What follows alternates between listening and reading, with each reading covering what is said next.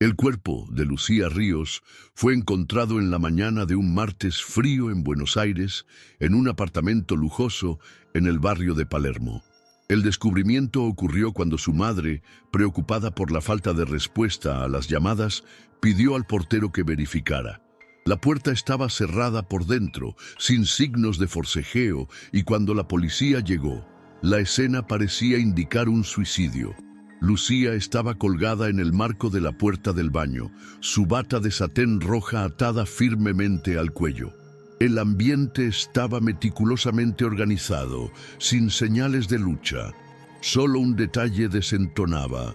Los brazos de la víctima estaban doblados junto al cuerpo, atrapados bajo su propia bata, algo que una persona ahorcada sola jamás podría haber hecho.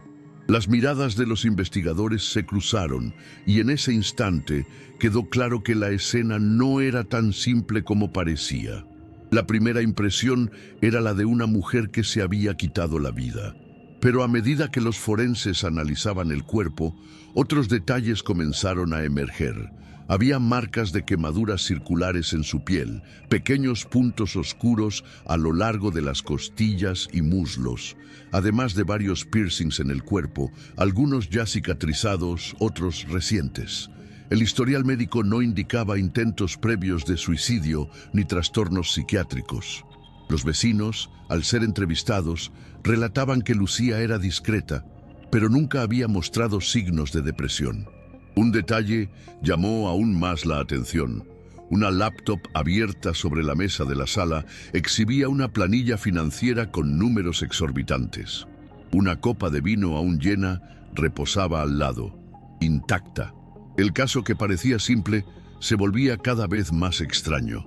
El informe de la autopsia trajo más preguntas que respuestas. La causa de la muerte fue confirmada como asfixia por ahorcamiento, pero los médicos forenses señalaron inconsistencias. Los hematomas en las muñecas y tobillos indicaban que Lucía podría haber sido inmovilizada antes de morir. Además, se encontraron pequeños cortes simétricos en su espalda, como si alguien hubiera utilizado una hoja fina con precisión quirúrgica. Ninguna de estas lesiones era reciente. Algunas tenían semanas, otras meses. Esto levantó la posibilidad de que Lucía participara en prácticas que involucraban dolor y sumisión. Pero lo que más llamó la atención fue la ausencia de señales típicas de una lucha desesperada. Si aquello hubiera sido un asesinato, la víctima o confiaba completamente en quien estaba con ella, o no tuvo oportunidad de reaccionar.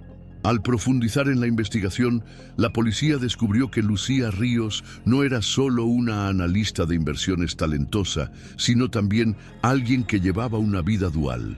Durante el día, trabajaba en el sector financiero de una de las mayores empresas de Buenos Aires, manejando cifras millonarias y clientes poderosos. Por la noche, asistía a eventos privados de fetiche, donde era conocida por su intensa sumisión. Su principal pareja, Francisco Martín, era un empresario influyente en el mercado de inversiones y había sido visto con ella en varias ocasiones. Pero lo que parecía ser solo una relación inusual, pronto se convirtió en una pista fundamental. Registros de un club exclusivo mostraban que Francisco había sido expulsado meses antes por exceder los límites aceptables, involucrando prácticas arriesgadas sin el consentimiento de las parejas. La policía centró su atención en Francisco Martín, pero él estaba misteriosamente desaparecido. Su apartamento estaba vacío, sus cuentas bancarias mostraban movimientos sospechosos y nadie parecía conocer su paradero. Mientras tanto, los investigadores descubrieron un detalle inquietante. En los meses previos a su muerte, Lucía había realizado una transacción financiera alarmante. Compró diamantes por un valor de $9 millones utilizando fondos de la empresa donde trabajaba. El dinero, teóricamente, estaba vinculado a una ONG llamada Nueva Visión, que promovía proyectos sociales. Sin embargo, Cuando el equipo financiero comenzó a investigar, solo una fracción del valor fue realmente utilizada para la caridad. El resto había desaparecido. La conexión entre Lucía, Francisco y este desvío millonario era imposible de ignorar. David Fuentes, presidente de la ONG, fue interrogado y admitió que la nueva visión había servido como fachada para el lavado de dinero. Aseguró que Lucía no tenía plena conciencia del fraude. Ella creía estar haciendo una inversión legítima. Sin embargo, algo sucedió que la hizo cambiar de opinión. Días antes de morir, Lucía accedió a registros bancarios confidenciales e intentó revertir parte de la transacción. Este movimiento habría sido suficiente para atraer la atención de personas peligrosas. La pregunta ahora era, ¿Lucía murió a causa del dinero o por algo que sucedió en el contexto de su relación? Mientras la policía intentaba juntar las piezas, un nuevo suceso impactó a los investigadores. David Fuentes fue encontrado muerto en su oficina, baleado a quemarropa. La muerte de David Fuentes cambió completamente la dirección de la investigación. El asesinato fue claramente una ejecución. Un solo disparo preciso en la frente, sin señales de lucha o prisa.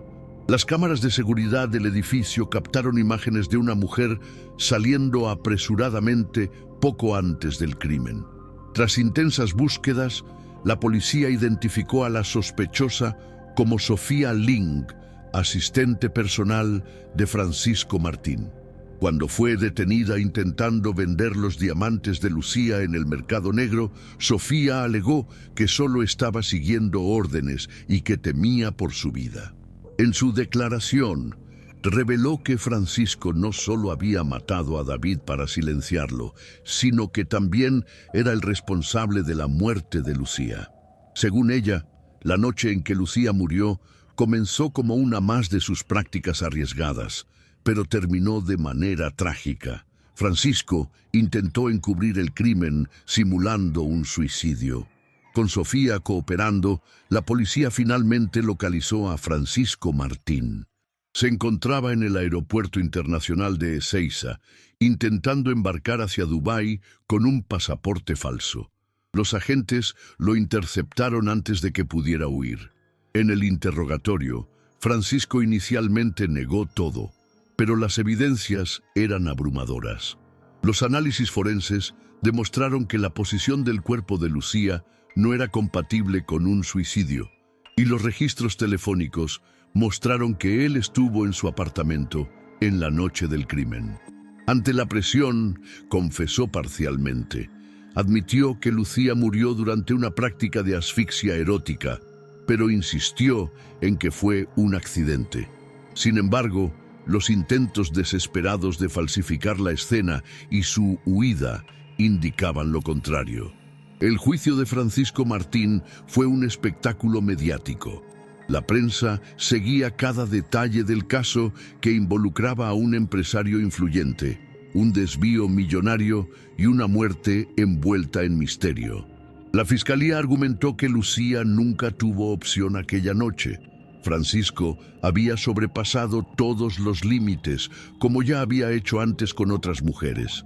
Su defensa, por otro lado, trató de sostener la tesis del accidente, alegando que Lucía consentía con prácticas extremas.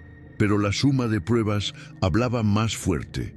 La simulación del suicidio, el intento de fuga, la conexión con el fraude financiero y el asesinato de David Fuentes pesaban contra él. Cuando se anunció el veredicto, la tensión en el tribunal era palpable. Francisco fue condenado por homicidio culposo en el caso de Lucía, además de fraude financiero y asesinato calificado de David Fuentes. Con su arresto, el caso fue oficialmente cerrado, pero algunas preguntas permanecieron en el aire. ¿Lucía sabía exactamente en lo que se estaba involucrando cuando comenzó a investigar el dinero desviado?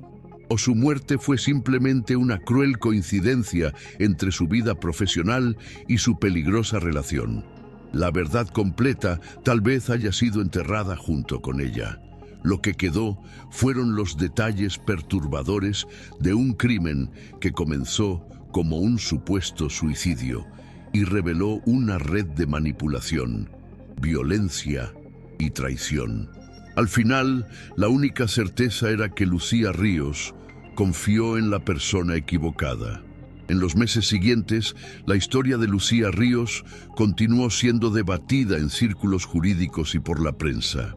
Documentales y reportajes exploraron los aspectos más oscuros del caso, desde los detalles de la escena del crimen hasta la implicación de Francisco Martín en prácticas abusivas y delitos financieros. Algunas de las mujeres que participaron en el mismo círculo de fetiches comenzaron a hablar, revelando historias de coerción y miedo. El nombre de Francisco se convirtió en sinónimo de peligro en el medio BDSM, y su condena envió una clara advertencia sobre los límites del consentimiento. Pero para la madre de Lucía, nada de eso trajo alivio. En entrevistas, ella decía que aún tenía dudas sobre lo que realmente ocurrió aquella noche. ¿Sería posible que su hija estuviera a punto de denunciar algo mucho mayor que solo un hombre violento? A pesar del arresto de Francisco, algunos misterios quedaron sin respuesta. Parte del dinero desviado nunca fue recuperado y la policía sospechaba que otros involucrados en el fraude aún estaban en libertad. Sofía Ling, que colaboró con las investigaciones, recibió una pena reducida e ingresó a un programa de protección a testigos. Los rumores decían que ella sabía más de lo que contó, pero eligió permanecer en silencio. El caso de Lucía Ríos pasó a la historia policial argentina como un ejemplo de cómo un crimen puede ser más complejo de lo que parece a simple vista.